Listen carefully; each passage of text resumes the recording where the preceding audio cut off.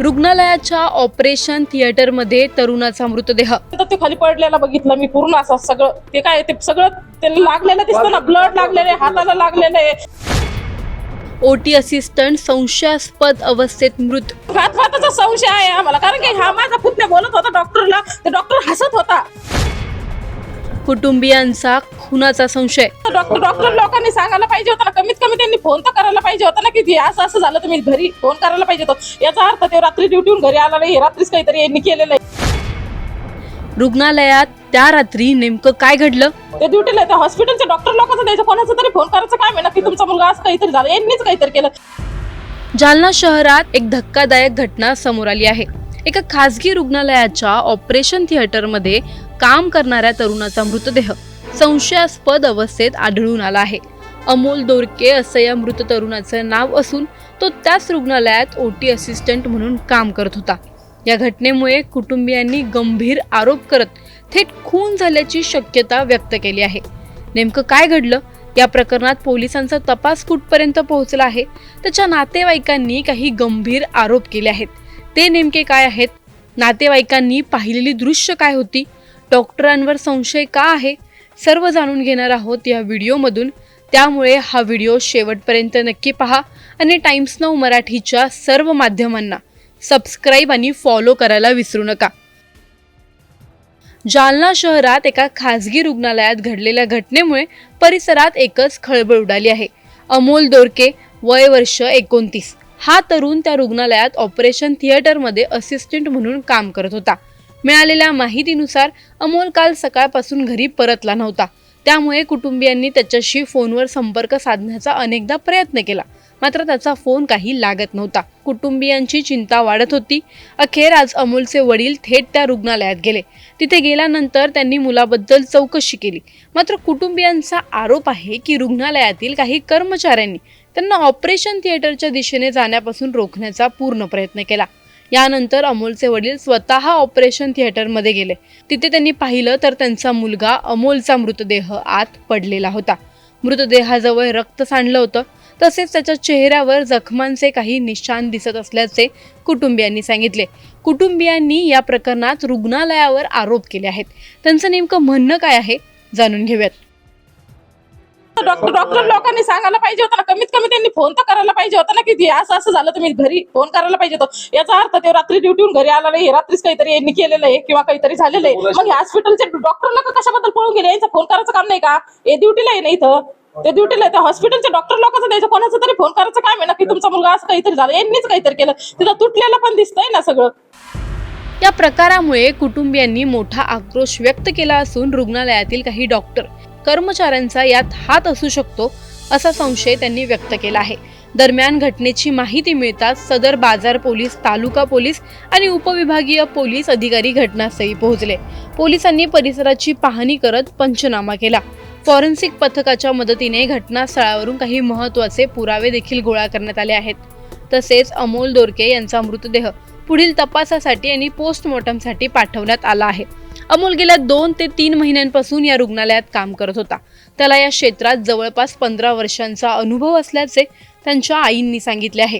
या घटनेमुळे जालना शहरात मोठी चर्चा सुरू झाली असून नेमकं ऑपरेशन थिएटरमध्ये काय घडलं याबाबत अनेक प्रश्न उपस्थित होत आहेत। पोलिसांकडून या प्रकरणाचा सखोल तपास सुरू असल्याची माहिती देण्यात आली आहे। पोलिसांचं या प्रकरणी नेमकं काय म्हणणं आहे जाणून घेऊयात। गजानन हॉस्पिटल आहे सदर बाजार पोलीस स्टेशनच्या हद्दीमध्ये। तिथे त्यांचेच एक एम्प्लॉई आहेत अमोल राजेंद्र दोरके, यांचा मृतदेह आढळून आलेला आहे संशयास्पद परिस्थितीतला, ऑपरेशन थिएटरमध्ये आहे। ती माहिती मिळाल्यानंतर आम्ही स्टाफसह इथं आलेलो आहोत। पोलीस निरीक्षक सदर बाजार, मी स्वतः आम्ही आलेलो आहोत। आता आम्ही फॉरेन्सिकची टीम पण बोलवली आहे आणि नेमकं कारण काय आहे आणि कशामुळे तो मृत्यू घडलेला आहे याच्या तपासाबद्दल आम्ही आता सुरुवात केलेली आहे। सर्वप्रथम आम्ही घटनास्थळ पंचनामा करत आहोत। बॉडी शासकीय रुग्णालयात शिफ्ट करून त्या ठिकाणी PM करणार आहोत आणि त्यानंतरच निश्चित कशामुळे मृत्यू घडलेला आहे याचं कारण स्पष्ट होणार आहे। त्या दृष्टीने आम्ही तपासाला सुरुवात केलेली आहे। काय संशय? हा, आता आम्ही तो बघत आहोत नेमकं कशामुळे घडलेलं आहे हे पूर्ण PM रिपोर्ट नंतर आणि पूर्ण बॉडी पाहिल्यानंतरच लक्षात येणार आहे। PMच्या रिपोर्ट नंतर आपण कन्क्लुजन पर्यंत येऊ शकू की नेमका मृत्यू कशामुळे घडलेला आहे तो।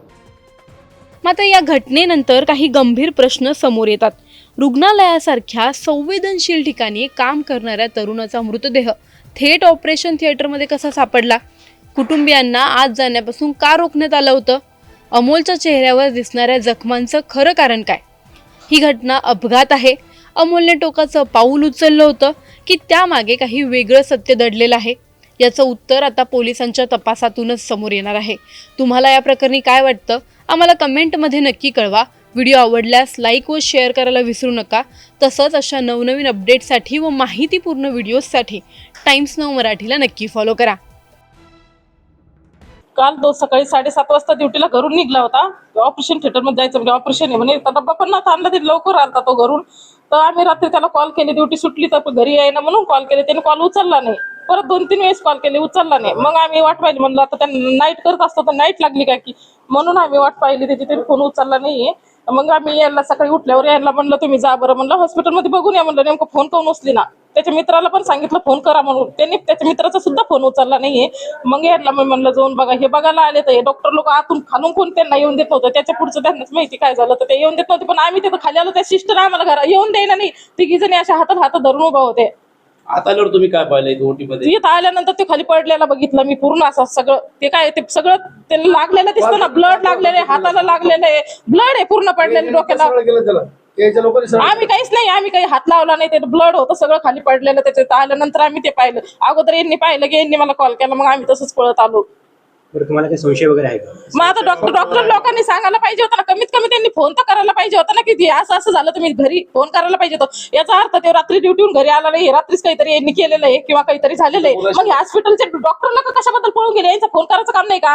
हे ड्युटीला आहे ना इथं, ते ड्युटीला आहे. हॉस्पिटलच्या डॉक्टर लोकांचं द्यायचं, कोणाचं तरी फोन करायचं काम आहे ना, की तुमचा मुलगा असं काहीतरी झालं, यांनीच काहीतरी केलं. तिथं तुटलेलं पण दिसतंय ना सगळं. वाद होता का त्याचा? वाद नव्हता, वाद वगैरे काहीच नव्हता, त्याचा वाद नव्हता, काही नव्हता. संशय का? तुम्हाला घातपाताचा काही संशय? मग घातपाताचा संशय आहे आम्हाला, कारण की हा माझा पुतण्या बोलत होता डॉक्टरला, ते डॉक्टर हसत होता तो डॉक्टर. ते घरून निघला होता तेव्हा फोन वगैरे काहीच नाही झाला. फक्त ते घरून निघला 7:30ला, सकाळी 7:30 पावणे 8ला घरून निघला होता. त्याचा 8-8:30चा टायमिंग आहे वाटतं. रोजच्या टायमाला घरूनच निघला तो. ईद आम्ही करतो तो. आणि कॉल आले ना त्याला हॉस्पिटलचे तर कॉल करत असतो तो. घंटा कॉल त्याचे वेगळे असते. ते ड्युटीला इथंच होता तो. बरं, कोणत्या पदावर होते आणि किती महिन्यापासून काम करत होते? त्याला 2-3 महिने झाले त्याला. आणि ते ओटी मध्येच कामाला होता.